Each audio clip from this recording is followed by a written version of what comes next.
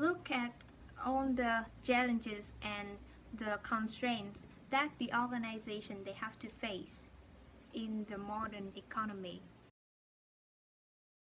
It means that nowadays the managers they have to balance the work demand. Also, they have to offer right jobs for the right person with the right skills. And third one is that they have to recognize how flexible work arrangements affect the way the managers plan, organize, lead, and control.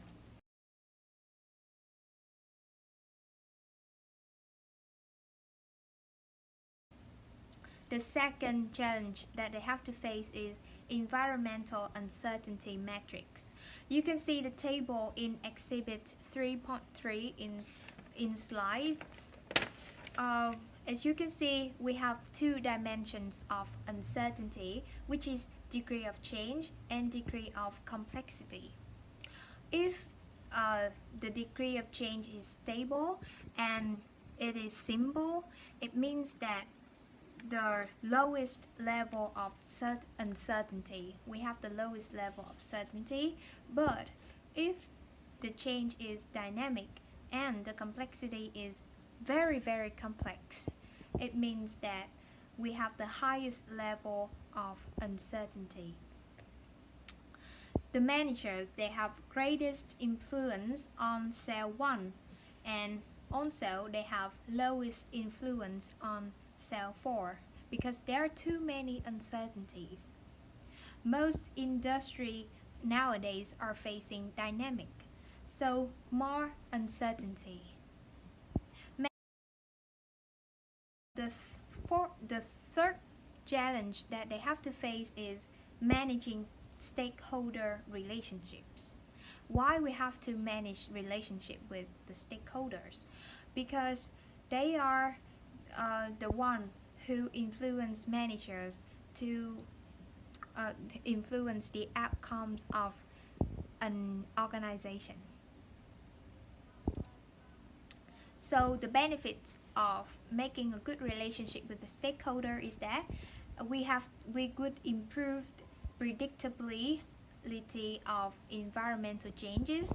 We will increase successful innovations, increase trust among stakeholders, and also greater organizational flexibility to reduce the impact of change.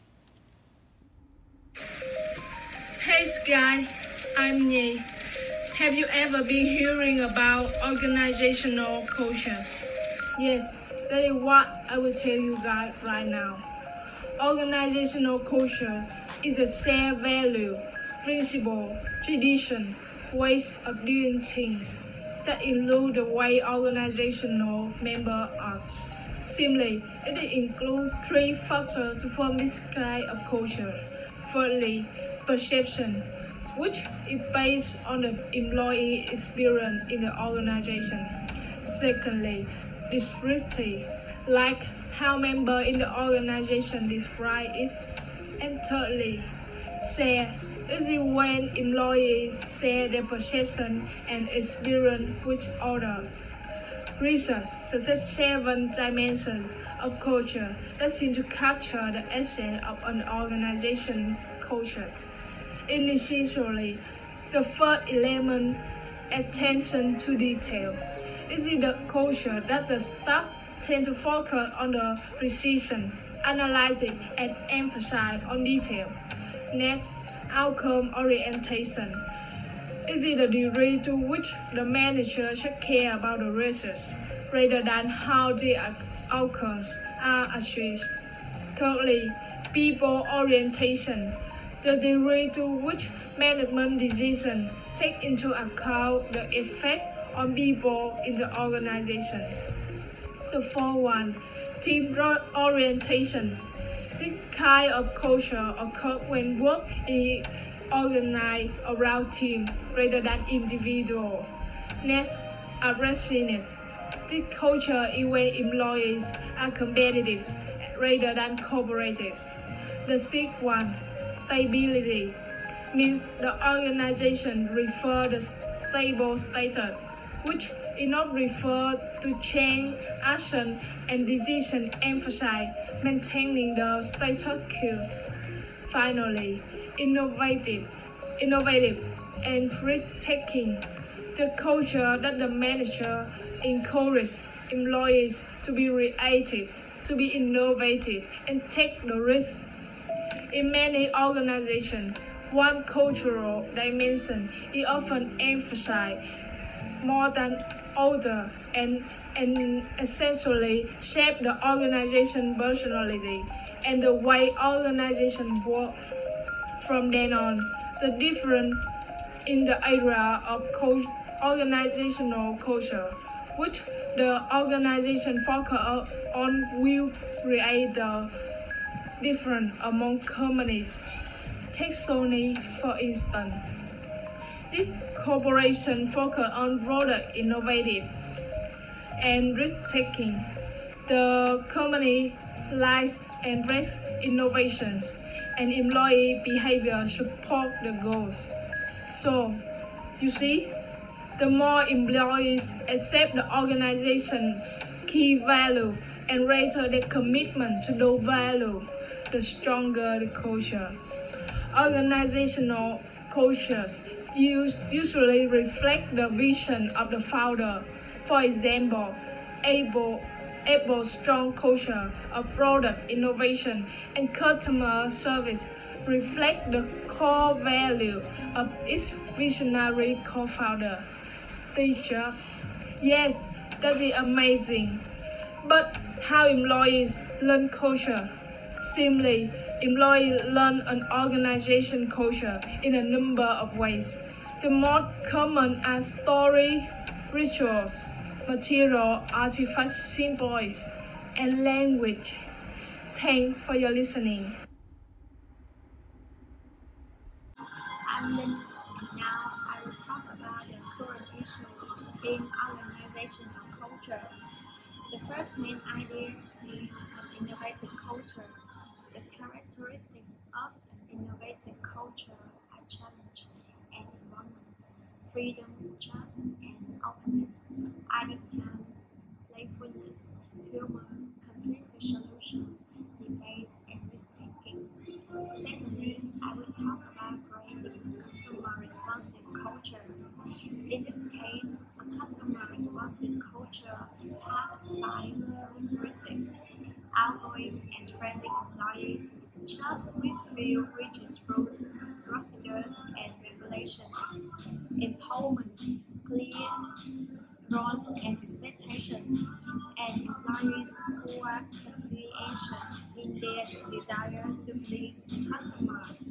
Then, research shows that customer satisfaction is directly related to customer spending and consumptions, and satisfied customer will be repeat customer for business. Finally, research indicates that spiritual organizations have 5 characteristics: strong sense of purpose, culture built around meaningful purpose, focus on individual development, recognize worth and value of individuals, trust and openness, characterized by mutual trust, honesty, and openness, employee empowerment, manager trust employee to make good decisions. Hi, I'm Mun, and after listening to my teammates talk about chapter 3, now let's move to some of the cases in this chapter. Okay, the first case is about Zappos company. Zappos has always been known as the number one best e-retailer, and for people who have shopped at Zappos, that number one ranking isn't a surprise. Zappos has a large amount of category of products and super fast shipping and free return. The secret of its success is its employees and its culture and values. Zappos has 10 corporate values. Number 1, delivery wow through service. Number 2, embrace and drive change. Number 3, create fun with and a little weirdness. Number 4, Be adventurous, creative, and open-minded.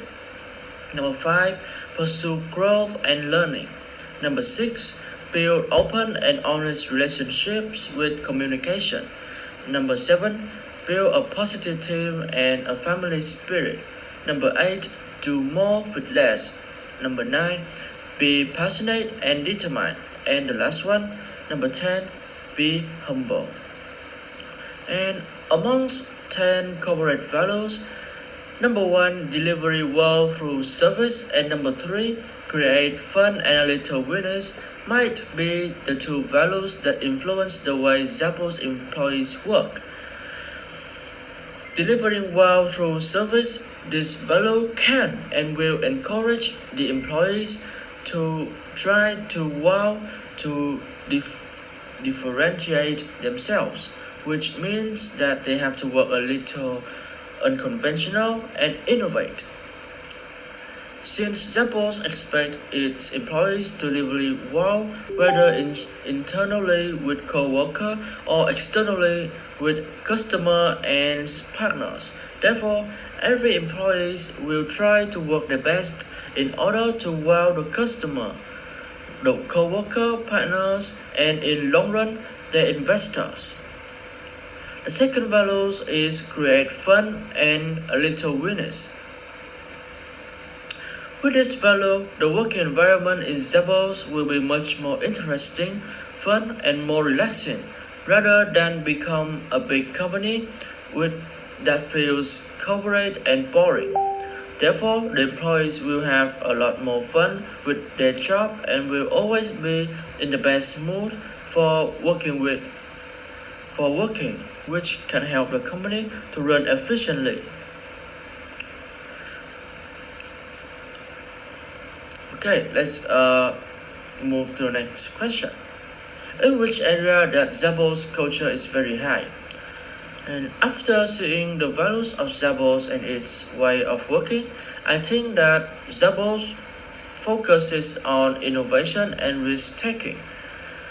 The company encourages its employees to be creative. By having freedom to be creative, employees will be able to approach the challenge with open mind. Moreover, Zappos also encourages the employees to be bold and daring, but not reckless to take the risk. Okay, the next question. How did Zappos corporate culture begin, and how is Zappos corporate culture maintained?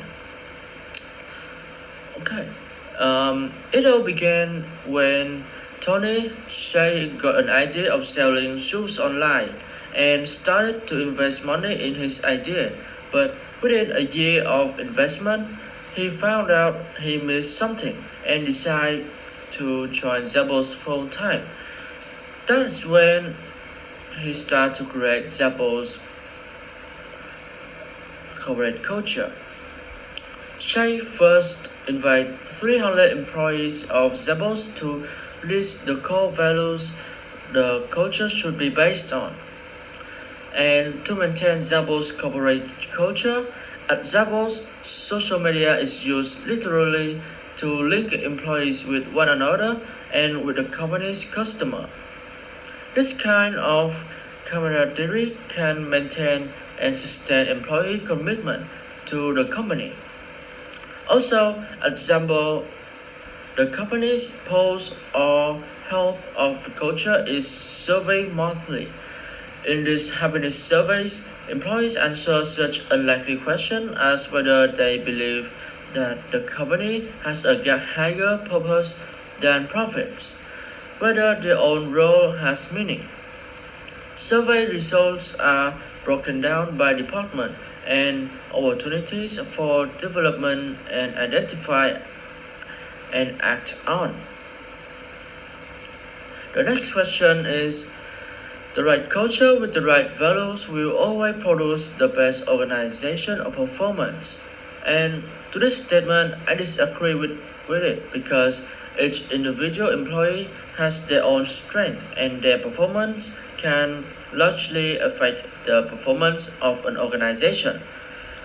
Organizations should keep in mind that corporate culture and values depends on its strengths to fit the organization and its environment as well.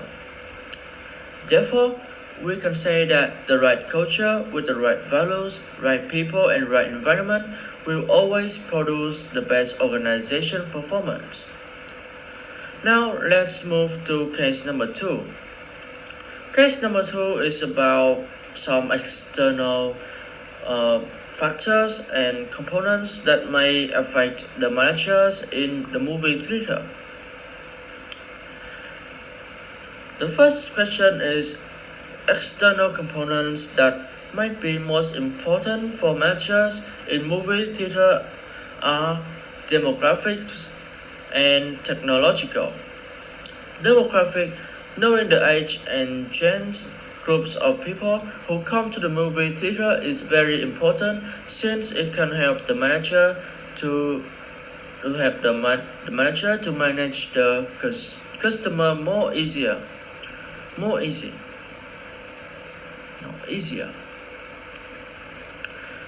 Technological, because people are more and more likely to watch movies on their mobile device or home theater systems.